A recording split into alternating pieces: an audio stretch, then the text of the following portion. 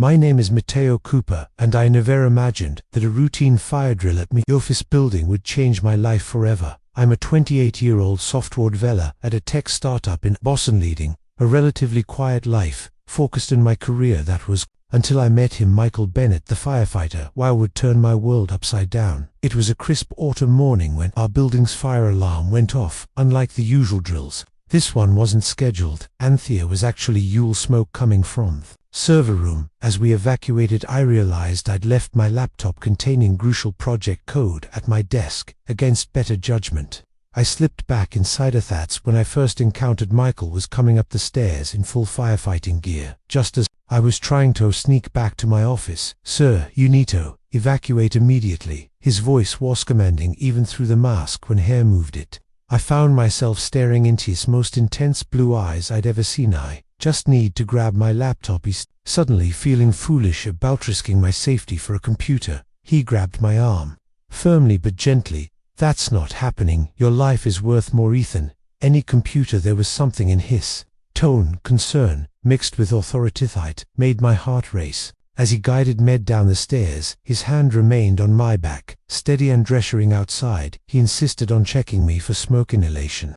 Though I assured him I was fine, "I'm Michael," he said, removing his helmet to reveal sandy blonde hair and a face that belonged on a magazine cover. "And you are?" James managed to reply, still somewhat breathless, though not from the smoke. "Well, James, promise me you won't play hero again." "That's my job," he smiled, and I felt my knees weaken slightly. The fire turned out to be minor, an overheated server that produced more smoke than actual damage. But as I watched Michael and his team pack up their equipment, I couldn't shake the feeling that something significant had just happened. A week later, I was working late when she knocked on our office's glass door. To my surprise, it was Michael, out of uniform, but still commanding presence, in jeans and a fitted t-shirt. "We're redoing follow-up safety inspections," he explained, though something in his expression suggested there might be Moretto. "His visit. Mind if I take a look around?" "Of course not," I said, trying to keep my voice steady. "I can show you where the server room is." As we walked through the empty office, he asked about me worked, seeming genuinely interested in me explanations of software development. Then we reached the server room. He spent more time asking about my projects than inspecting the fire safety equipment. "Yaukno," he said finally, "I should probably get your number for safety purposes, of course, in case there are any more incidents." I felt my face flush as I recited my number, which he saved in his phone. "Safety first," I agreed, trying to sound professional. Despite my racing heart. "Right, safety," he echoed, holding me gazy a moment longer than necessary. "I'll be in touch." James, that night, I could hardly focus on my work when my phone buzzed an hour later. I nearly dropped it in my haste to check the message. "Dinner tomorrow. I know a great Italian place for safety discussions, obviously." McCall. I stared at the screen, a smile spreading across my face. "Obviously safety is very important," I replied. The next evening, I spent an embarrassing amount of time choosing what to wear before heading to the restaurant, a cozy place in the north, and Michael was already there, looking more handsome in a blue button-down that matched his eyes. "I was worried you might not come," he admitted, as I sat down. "It's not exactly standard procedure to scout someone you met during an emergency response." "Is that what this is?" I asked, heart pounding. "Asking me out?" He leaned forward slightly. "Well, I could pretend this is a routine safety consultation, but honestly, haven't been able to stop thinking about you since that day the Italian restaurant became our sanctuary." That evening, over plates of handmade pasta and glasses of Chianti, Michael told me about his journey to becoming a firefighter. He came from a military family. His father and older brother both served in the Marines, but he had chosen a different path of service. "I wanted to help people, but I also wanted to stay close to home," he explained, his eyes lighting up as he talked about his work. "There's something about being able to make a difference in your own community." I found myself captivated by his passion, the way his hands moved. Ash described different rescue scenarios, genuine care in his voice when he'd talked about the people he'd helped. Hughes, nothing like the stereotype of Theto, emotionally distant firefighter I might have expected. "What about you?" He's genuinely interested. "How did you end up in software development?" I told him about my childhood fascination with computers, about building my first program at 12, about the thrill of solving complex problems through code. He listened, intently asking intelligent questions that showed he was truly engaged. "You know," he said with a smile, They love how your eyes light up when you talk about coding. It's the same way. It probably look when talking about firefighting. The evening flew by, and before we knew it, the restaurant was too close. Neither of us wanted the night to end, so we decided to take a walk along the waterfront. The October was crisp, and Michael noticed me shivering without hesitation. He shrugged off his jacket and draped it over Miss Holder's. The gesture was so natural, succoring, that it made my heart skip a beat. His jacket smelled like him, a mix of cologne and something uniquely Michael better. He asked softly, his hand lingering on my shoulder. Much I replied, looking up at him in the moonlight. His blue eyes seemed even more intense. We stopped at a quiet spot overlooking the harbor, the city lights reflecting off the water. Michael turned to face me, and I could feel the atmosphere shift. James Hest, his voice lower than before. I know this might seem fast, but I feel like I've known you longer than just a few days. I know what you mean. I admit it's strange, isn't it, how sometimes you just connect with someone. He stepped a bit closer, his hand coming up to cut my cheek. Is this okay? He whispered. I nodded to form words when his lips met mine. It was gentle at first, almost questioning, but as I responded, pulling him closer by his shirt, the kissed the hand, his arms wrapped around me, strong and protective, and I felt like I was finally where I belonged. When we finally broke apart, both slightly breathless, he rested his forehead against in. I've been wanting to do that since I first saw you in that stairwell. Heckenfest, even with the smoke and my terrible addition making. I laughed, especially-thon. You were cute when you were trying to explain why you needed that laptop. We exchanged several more kisses before Thickold finally forced us to call it a night. Michael insisted on driving me home, and as we pulled up to my apartment building, he turned to me with a serious expression. I want to see you again, Hesed. Actually, I want to see a lot more of you, but I need you to know something. Paused, taking a deep breath. My job, it can be complicated. The hours are unpredictable, and there's always risk involved. Some people find that hard to handle. I reached over and took his hand. Michael, I understand, and I want to see where this goes. Unpredictable hours handle. His smile could have lit up the entire street. He walked me to my doorway. We shared one more lingering kiss before saying goodnight. As I watched him drive away, I couldn't help but think that my life had just changed in the most unexpected and wonderful way. The next morning, I woke up to a text from him. Last night was amazing dinner at my place. Tomorrow, I make a mean grilled salmon. I smiled at my phone, already looking forward to seeing him again. Brutus. I got ready for work. A small worry nagged at me. How would this relationship work with our very different careers and schedules? And more importantly, how would his colleagues in the traditional emotional envier environment of the fire department react to him dating a man Thedner at Michael's place? Turned out Tobe, the first of many intimate evenings together. His apartment was exactly what he expected, neat and organized, with a mix of modern furniture and firefighting memorabilia. Photos of his crew lined one wall, and I found myself studying their faces, wondering how they'd react to us. Michael proved to be an excellent cook, and as we sat at his kitchen, Islandiating grilled salmon, lamb and roasted vegetables, he told me more about his life at the firehouse there. Like family, he said, speaking of his crew. We spend 24-hour shifts together, share meals, face dangerous situations. That kind of bond, it's special. He paused, pushing food around his plate. But there's still a lot they didn't know about me. I reached across the counter and took his hand. Are you out at work? He shook his head. A few people know Captain Dave. He figured it out a while ago. He has been supportive, but Hesquist, my hand, the fire service is changing, but it's still a very traditional environment, no pressure. I assured him we can take this at whatever pace feels right. His response was topple me around the island and kiss me deeply. How did I get so lucky? Hema mewed against my lips that night. Where's first time we made love, Michael was as tender and passionate in bed as he was in everything else, his strong hands gentle as they explored my body. Afterward, lying in his arms, I felt a level of contentment I'd never experienced before. The next few weeks fall into a pattern.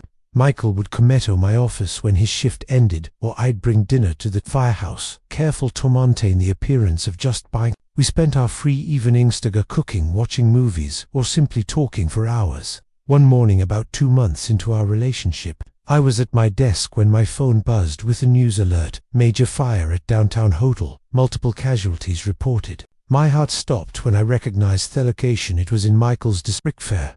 The next few hours, I couldn't focus on anything. I kept refreshing news sites, watching live coverage, scanning the background of every Shot for a glimpse of Michael. Finally my phone lit up. With his name I'm okay, he said before I could speak his voice. Hera from smoke it was Ro. But we got everyone out. I'm sorry, couldn't call sooner. Can I see you? I asked, trying to keep my voice steady. Home to the firehouse. My shift ends in an hour. When I arrived, Michael was still in his gear, soot staining his face. He saw me. He pulled me into a tight hug, not caring who might see. I could feel him trembling slightly from the fire still coursing through his system. We lost 2 of our guys today, he whispered. Not from my house, but it could have been any of us. I held him tighter, understanding for the first time the raw weight of his profession. As we stood there, I heard footsteps approaching. Michael tensed but didn't let go. Bennett, a voice called Wes operator to find his captain Dav watching us. With concerned eyes. Of everything okay? Michael straightened up, keeping one hand on my back cap. This is James, my boyfriend. The word sent a thrill through me. It was the first time he'd used that term. Dave's expression softened. About time you introduced him properly, he said, extending his hand. Tom. Michael's been walking around with a goofy smile for months now. Nice to finally meet. The reason why the tension drained from Michael's shoulders. Yuck, new kid, I've known you for 5 years. I've never seen you this happy. Dave's radio crickled, and he turned to leave. Take him home, Bennett. You've had a rough day at Michael's apartment. After he'd showered and changed, we lay tangled together on his couch. I'm sorry if I put you on the spot earlier, he said with Dave.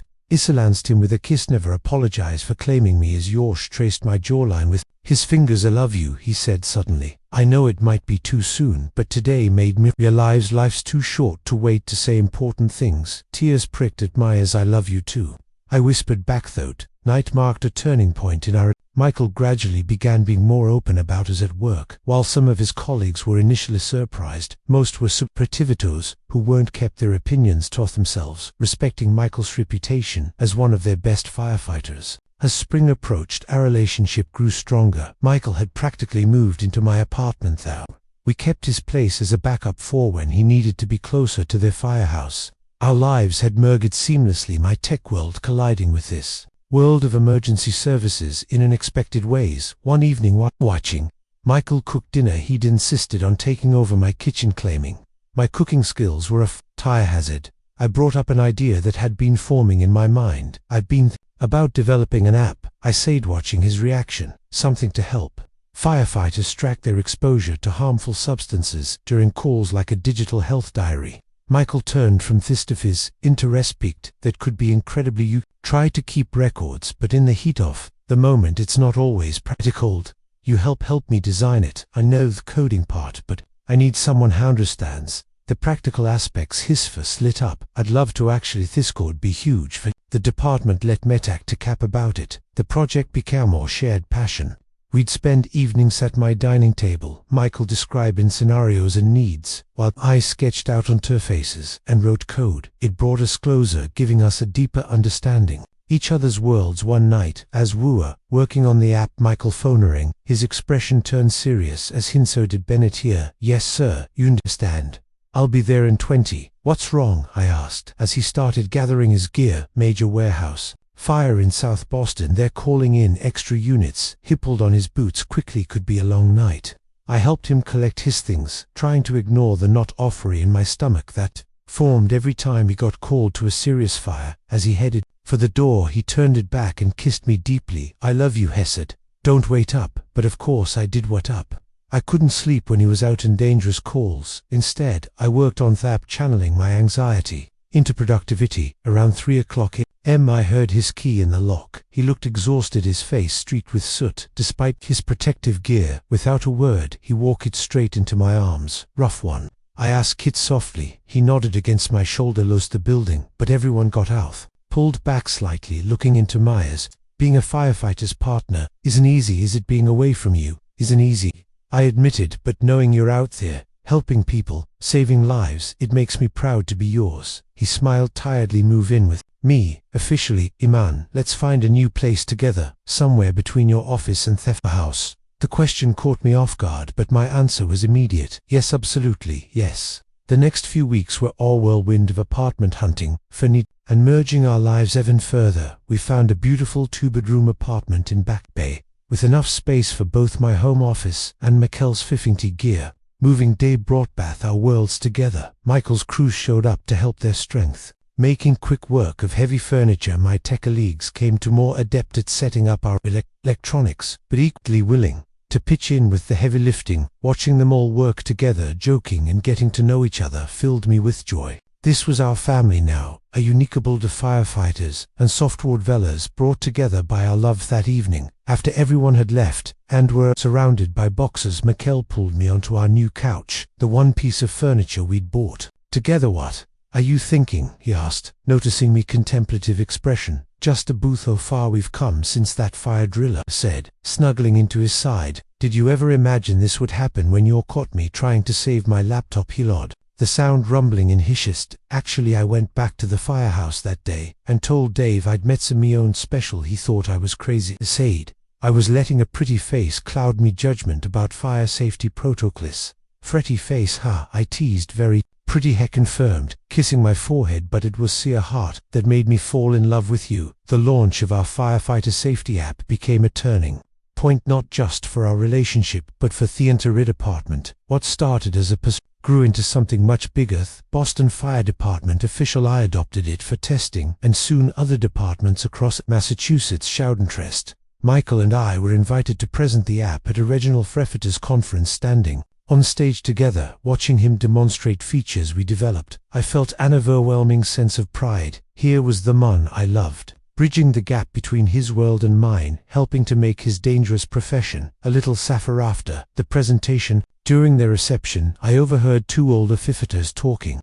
"Bennett's really made something of himself," one said. "Never thought I'd see one of Aaron working with tech guys, but he and that partner of his have created something special." "Partner?" the other questioned. "Yeah, they're together. Got a problem with that?" "Nah, times are changing. Besides, anyone who helps keep people safer is family in my book." Michael appeared beside me, slipping his hand into mine. "Eavesdropping?" he whispered, amused. "Just enjoying how far we've come," I replied. That night back at our apartment, Michael was unusually quiet. As we got ready for bed, he kept touching the pocket of his jeans before changing into pajamas, as if checking for something. "Everything okay?" I asked. By his nervous energy, "Marathon." "Okay," he said, taking a deep breath. "Actually, I've been thinking." He reached into his discarded jeans and pulled out a small box. My heart stopped. "James Cooper." He began, dropping to one knee beside our bed. "You changed my life. That day in the stairwell, you've supported me through every difficult call, celebrated every victory, and created something amazing that will help protect me and me brothers and sisters in these revise. You've shown me that being true to myself didn't make me any less of a firefighter. It made me a better one. You've given me the courage to be who I am, to love openly and proudly.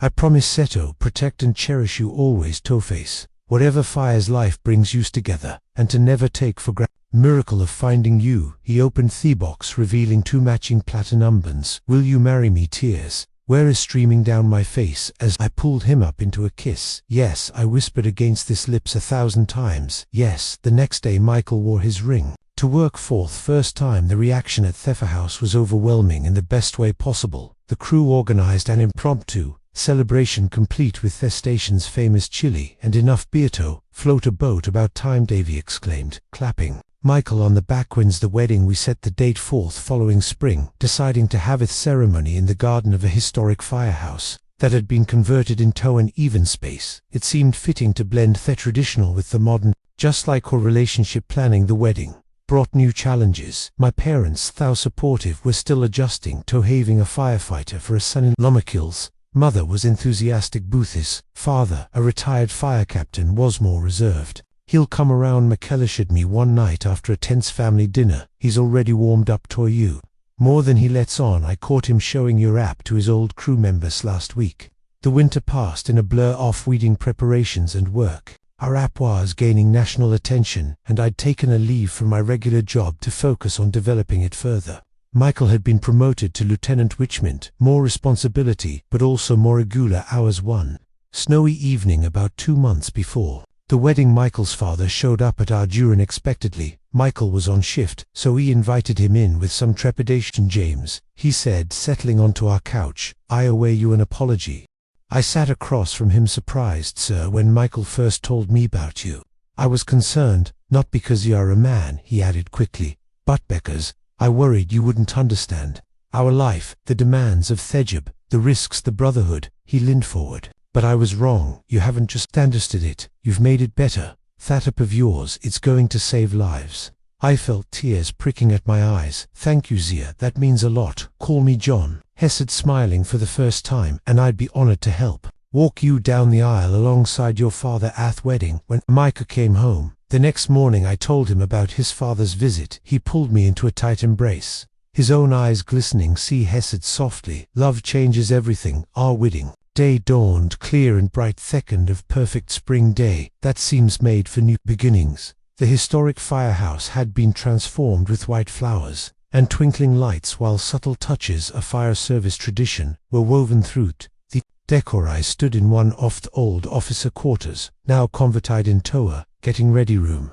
Adjusting my navy blue suit, my father and John Michael's father were both there helping with last minute preparations. Nervous, my father asked, straightening my tie a little. I admitted, but in a good way. John placed a hand on Miss Holder. You know, in all my years in these of ice, I've never seen two people more right for each other. You balance each other perfectly. The ceremony was set to take place in the firehouse garden, where antique fire equipment had been arranged among the flowers. As I walked down the aisle flanked by both fathers, I caught my first glimpse of Michael. He took my breath away in his dress uniform, metals gleaming on his chest, but it was his smile, bright and full of love, that made me heart skip a beat. His crew stood behind him in their formal uniform, while my tech team filled the RADS on my side, creating a perfect blend of our two worlds. Dave, who had insisted on getting for the occasion, officiated the ceremony. Love, he began, is like fire. It needs to be tended carefully, fed regularly, and respected always, but when properly maintained, it provides warmth, light, and energy to everything it touches. I've watched these two men tend their fire with dedication and care, creating something beautiful and lasting. Michael's vows made me cry. James, he said, his voice steady despite the tears in his eyes. You rushed back into a building, Gans, to save your work, and in doing so, save me. You showed me that being true to myself didn't make me any less of a firefighter. It made me a better one. You've given me the courage to be who I am, to love openly and proudly. I promise to protect and cherish you always, to face whatever fires life brings us together, and to never take for granted. Miracle of finding you. My own vows were equally emotional. Michael, you came into my life like a hero in a story, but you've shown my real heroism isn't just about rushing into burning buildings. It's about having the courage to love completely, to be vulnerable, to stand up for what's right. You've taught me that strength come many forms, and that the strength's bonds are forged in Theota's fires. I promise to be your partner in all things, to support you through every challenge, and to love you more deeply with each passing day. Their reception was held in the main hall of the firehouse, where the original brass pole still gleamed in the center of the room. Michael's crew had insisted on turning out an impressive spread that rivaled any catering service during the first dance. Michael held me close. Aswade too. Can't help falling in love. Happy, he whispered. Perfect, I replied, resting my head on his shoulder. Thepity lasted well into the night with firefighters and tech geeks. Minglings, Leslie sharing stories and laughter had created unexpected bonds between the two groups, and watching them interact filled me with joy. As the evening wound down, Michael and I slipped to the garden, the spring air was school, and he wrapped his dress jacket around my shoulders, just as he had on our first date. You know, he said, pulling close, when I was a rookie, I used to think being a firefighter meant I had to be a certain way, fit a certain mold. Then I met you, and you showed method. Being myself, being with you made me better at everything, including my job. We make a good team, I said, kissing him softly. The best, he agreed, and we're just getting started. 1 year later, our AI been adopted by fire departments across the country. Michael was promoted to captain of his own house, where a rainbow flag now flies proudly alongside the department clearers. I've started a company developing safety technology for first responders. Michael, as my chief safety advisor, still faced challenges. The nature of Michael's job means I still worry every time he's on a dangerous call, and balancing our careers requires constant communication and compromise, but we face everything together. Stronger for the love we share. Sometimes, when I visit Michael at the station, I'll catch him showing new recruits the photo from our wedding day that hangs in his office. See that? He'll say, that's my husband. He's the reason I'm a better firefighter and a better man, and every time I hear those words, I fall in love with him all over again. Our love story might not be conventional, but it's ours. It's a testament to the fact that love knows no boundaries, that courage comes in many forms, and that some most beautiful things in life emerge from the most unexpected circumstances. Michael always says love like fire needs respect, dedication, and care. But when you get it right, it lights up your whole world. But